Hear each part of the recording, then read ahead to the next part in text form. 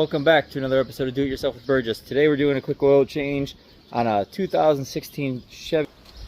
So we'll jump right in here and get started. It's a nice car. So the first thing we want to look at, we can usually tell what type of oil it takes by looking at the oil cap. So we're doing a 0W20. What you can do is go to the auto parts store if you're not sure what kind of oil. You give them the numbers of the car, you can give them the VIN number, they'll punch it in and they'll tell you exactly what filter, what oil that you need for your vehicle. They're virtually all the same to do an oil change. There's not too many big differences. We'll just jump right in and get started. Alright, we're under the car now. So we want to find the oil plug and the filter. This one, they're right next to each other. Sometimes the filter might be up on the side of the motor. You might have to look around to find it. This one is an easy reach. So I've already checked the size. It's a 15 millimeter. To check the size, you could just get your sockets and try each one until you see what size fits properly and nice and tight. Now if you look, this plug is on a little bit of an angle. So what that tells me is when I put my pan to catch the oil, I want to put it to the left because it's going to spray out. It doesn't spray, but it's going to pour out quickly with gravity, and it's going to come to the left.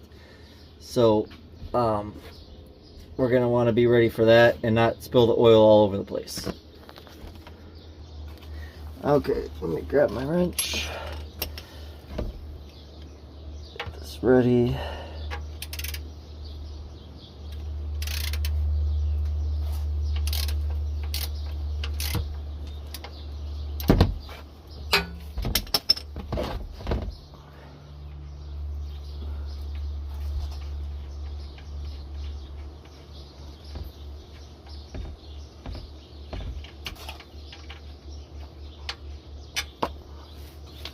Okay, you see how it's coming out on an angle?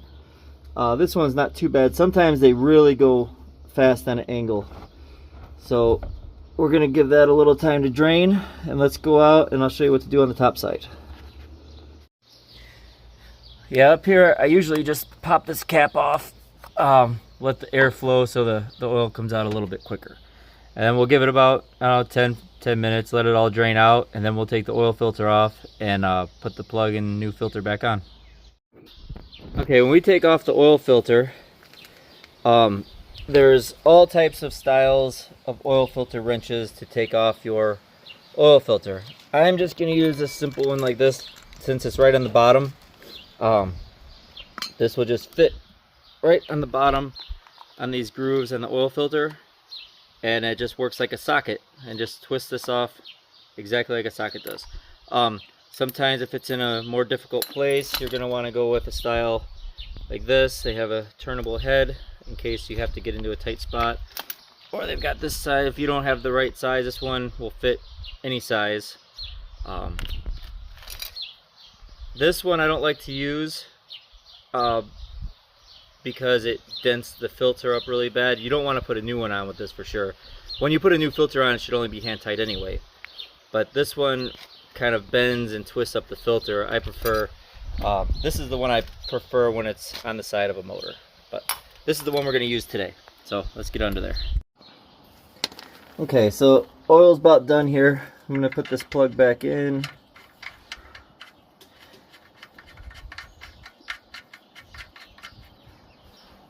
You don't want to over tighten the plug.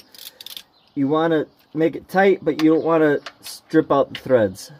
So these can be a little temperamental. So we're just going to snug it up so it's on there good. Okay, now for the filter, you want to make sure your pan is underneath to catch the drips. Get this filter off.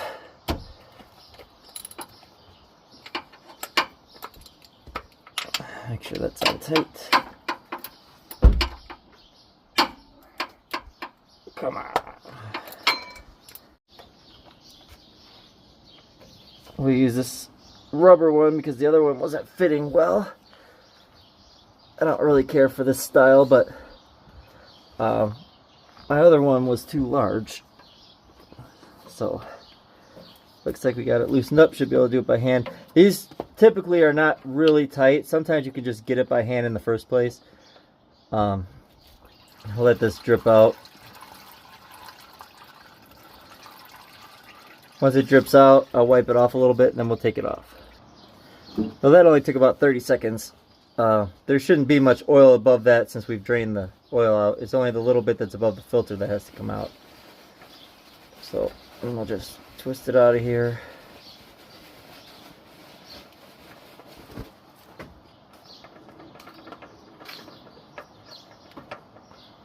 And try not to drop your filter into the oil or you're going to make a big mess and splash it all over yourself.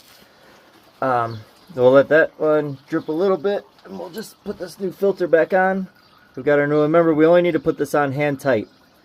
You can snug it a little with the wrench if you want to. But the first thing we're going to do is on the end of this rubber, we're going to get a little bit of this oil. You can use new oil or the old oil, it doesn't matter. And just put a little bit around this rubber ring. It helps make a good seal. You won't get a real good seal with a dry ring. So you just want to just put a little bit. And then we'll put this one back on there.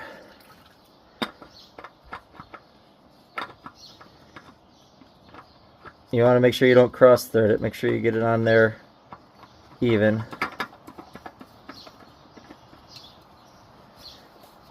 If you got pretty good strong hands, you could just go hand tight with this.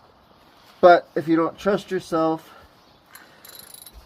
you can snug it up a little bit. You don't want to put it on too tight because it'll be really hard to get off next time.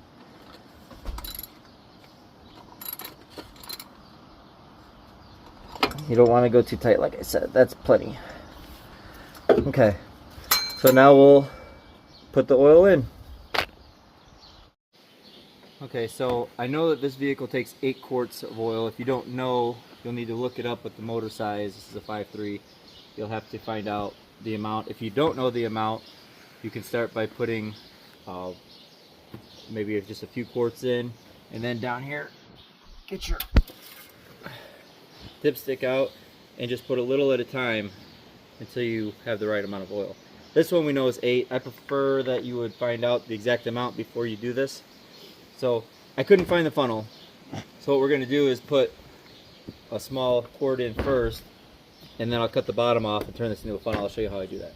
So when you pour a quart jug, you don't pour it this way. You always pour it this way. It helps for spillage. They're designed that way. That's why the hole is on one side the way it is.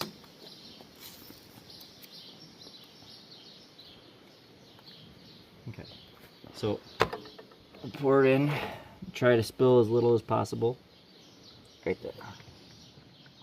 Spilled a little bit. So I spilled a little bit down there on the manifold. So when I start this up, it's probably going to smoke a little bit. So don't worry, it's just the oil burning off the manifold. Okay, so now we've got the first one done. I'm going to come over here, cut this bottom off, and create a funnel. Yippee. Don't hurt yourself, please.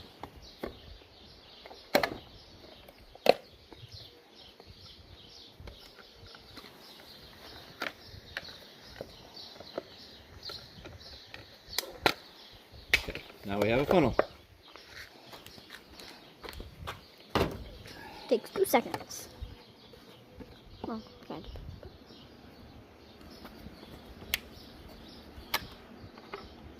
So now I'm just going to pour all 8 quarts in, and then we'll move on from there. Fine. Okay, so we've got the 8 quarts of oil in.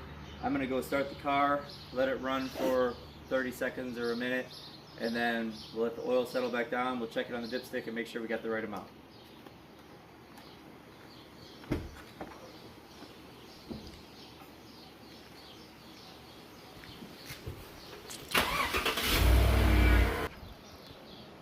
Okay, so we let it run, let it sit for just a minute so the oil can settle back down. You can only check the oil when the engine is off. If you check it while it's running, you're not going to get an accurate reading. So first, you take it out, clear the dipstick off. And make sure that you have the right dipstick. There is a transmission dipstick. Oil is usually marked in yellow and transmission is usually marked in red. Not always, but you can usually tell by the color. If it has a reddish color, that's your transmission fluid. So this one's the oil. I'll put it back in all the way down. Pull it back out and then we'll be able to check the oil. It's right on the money. So we did good. Okay, so I hope you learned something new today. If you didn't already know how to change the oil, now you can do it yourself. You don't have to pay those big fees at the auto stores. So don't forget your used oil, make sure you dispose of it properly. Don't just dump it back behind your garage. There's places that you can take it to get rid of it. If you need to store it, you can pour it back into your containers that you use to fill the car up. Store it in that temporarily until you can take it someplace. If you would, please hit the subscribe button. Help me out. Give me all the followers. I can keep bringing you more content if I keep getting some followers. If I don't have any followers, it's pointless to bring out the content, right? So please hit subscribe, help me out, and we'll see you next time.